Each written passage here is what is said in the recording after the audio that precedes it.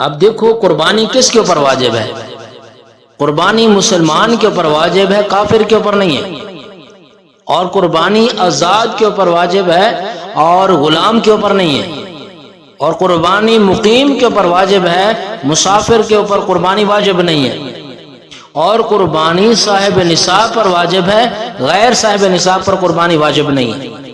اب صاحب نصاب کون ہوتا ہے؟ یاد رکھیں، جس کے پاس مال تجارت، نقدی، سونا، چاندی، اس کی مالیت اگر 52.5 تولے چاندی کی مقدار کو پہنچتی ہے تو وہ صاحب نصاب ہے اور اس کے ذمے قربانی واجب ہے، اور اس کے لیے اس مال کا سال کا گزرنا بھی شرط نہیں ہے، بلکہ جس وقت بھی قربانی کے ایام میں آپ صاحب نصاب ہوئے، آپ کے پاس مال آیا، آپ کے اوپر قربانی واجب ہو جائے گی۔ اسی طرح صدقۃ الفطر بھی آپ صاحب نصاب ہوئے، آپ کے اوپر صدقۃ الفطر واجب ہو جائے گا۔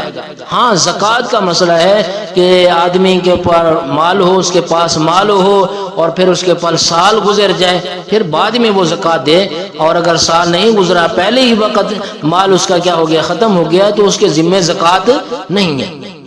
اب قربانی کے وہ کون کون سے وہ جانور ہیں، تو یاد رکھیے، اونٹ ہے، اونٹنی ہے، گائے ہے اور بیل ہے، بکری ہے، بکرا ہے، بھیڑ ہے، دمبا ہے، یہ 8 قسم کے کیا ہے، یہ جانور ہیں، یعنی مذکر مؤنث۔ تو اس میں یاد رکھیں، یہ جو بھینس ہے نا، الجاموس نوع من البقر، یہ جو بھینس ہے نا، یہ بھی گائے کی جنس میں سے ہے، اس لیے اس کے اوپر بھی حکم وہی گائے والا ہی لگے گا۔ اس لیے جب جانوروں کی گائے کی زکوٰۃ کا مسئلہ آتا ہے نا، تو اسی طرح بھینس کا بھی وہی نصاب ہے جو گائے کا نصاب ہے، اس لیے جس طرح گائے کی قربانی جائز، اسی طرح بھینس کی قربانی بھی کیا ہے، وہ جائز ہے۔ اور بعض ایسے عیب پائے جاتے ہیں جانوروں کے اندر جس کی وجہ سے قربانی جائز نہیں ہوتی۔ مثلا وہ جو اونٹ ہے، اگر 5 سال سے 1 دن بھی کم ہوا، اس کی قربانی نہیں ہوگی۔ اگر گائے ہے یا بھینس ہے، اگر یہ 2 سال سے 1 دن بھی کم ہوئی ان کی عمر، ان کی قربانی جائز نہیں ہے۔ اسی طرح بکری ہے، بکرا ہے، اگر یہ 1 سال سے 1 دن بھی اگر کم عمر ہوئی، ان کی قربانی نہیں ہوگی۔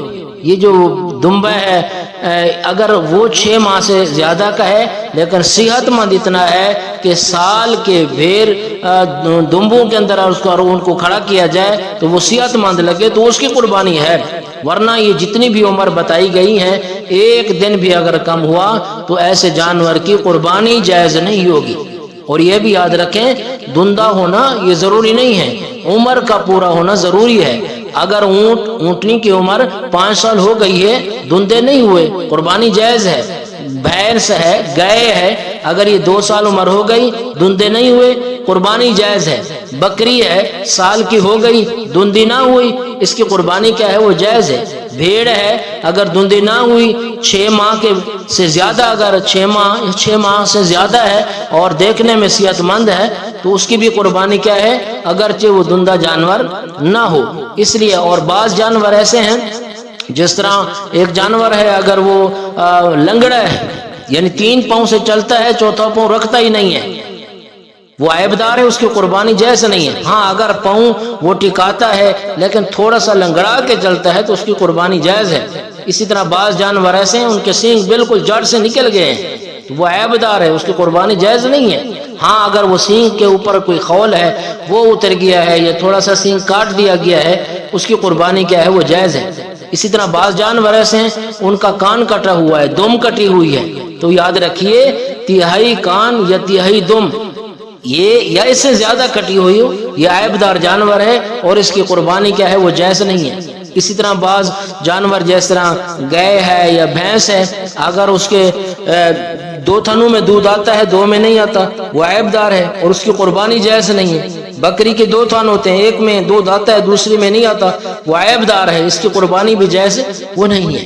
اس لیے یہ جانور ہے اور وہ اتنا ہی کمزور ہو چکا ہے کہ وہ بالکل ہی لاگر کچھ گوشت کا نام و نشان بھی یوں سمجھے کہ نہیں ہے، یہ عیبدار ہے اور اس کی قربانی وہ جائز نہیں ہے۔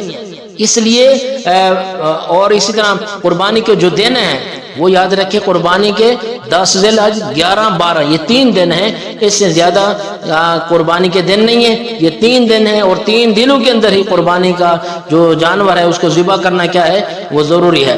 اگر کوئی بندہ غریب تھا اور آخری دن، قربانی کے آخری دن عصر کے بعد وہ صاحب نصاب ہوتا ہے، اس کے ذمہ قربانی واجب ہوگی اور اس کو وہ ادا کرنا کیا ہوگا، وہ ضروری ہوگا۔ اسی طرح ایک بات اور بھی یاد رکھیں، جانور کو ذبح کرتے وقت بھی کچھ چیزیں ہیں ان کا خیال رکھنا کیا ہے، وہ ضروری ہے۔ جانور کو پانی پلائیں، پیاسا جانور کو ذبح نہ کریں، اور جانور کو جانور کے سامنے ذبح نہ کریں، اور چھری کے ساتھ جو چھری ہے اس کو تیز کر لیں تاکہ جانور کو زیادہ تکلیف نہ ہو۔ اور جو بعض دفعہ ایسا ہوتا ہے کہ ایک آدمی جانور کو ذبح کر رہا ہے، اس نے تکبیر بھی پڑھی ہے، ذبح کر رہا ہے، وہ گر گیا ہے، اس سے چھری نہیں چل رہی، دوسرا آدمی وہاں کھڑا ہوا، وہ جلدی چھری پکڑ لیتا ہے اور جانور کو ذبح کرتا ہے اور یہ تکبیر نہیں کہتا، یاد رکھیں جانور حرام ہو جائے گا۔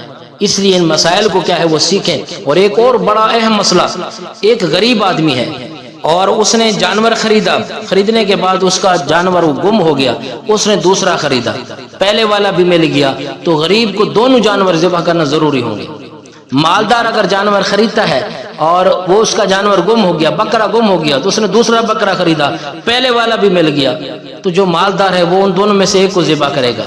لیکن یہ جو غریب ہے اس کو دونوں ذبح کرنے ہوں گے۔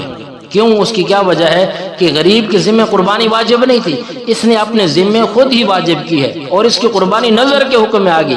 یہ ایک نہیں 10 جانور بھی اس طرح کے خرید لے، ایک خریدے وہ گم ہو جائے، دوسرا لے لے وہ بھی گم ہو جائے، اور خرید لے وہ بھی گم ہو جائے، 10 جانور خرید لے اور پہلے والے سارے کے سارے اس کے مل جائیں، سارے کے سارے اس کو ذبح کرنا کیا ہوں گے، وہ ضروری ہوں گے، کیونکہ اس کی جو قربانی وہ نظر کے حکم میں آئے گی، اس کے ذمہ نہیں تھی، اس نے جانوروں کو خرید کر اپنے ذمہ خود ہی اس نے واجب کیا ہے۔ اس لیے اس چیز کا بھی کیا ہے وہ خیال رکھنا۔ اور پھر جو گوشت وغیرہ ہے یاد رکھیں، اس کے بھی مستحب عمل یہی ہے کہ 3 حصے کریں، ایک خود اپنے پاس گھر میں کھائیں اور ایک رشتہ داروں کو دیں اور ایک غریب فقراء کو ان کے گھر کے اندر کیا ہے وہ پہنچائیں۔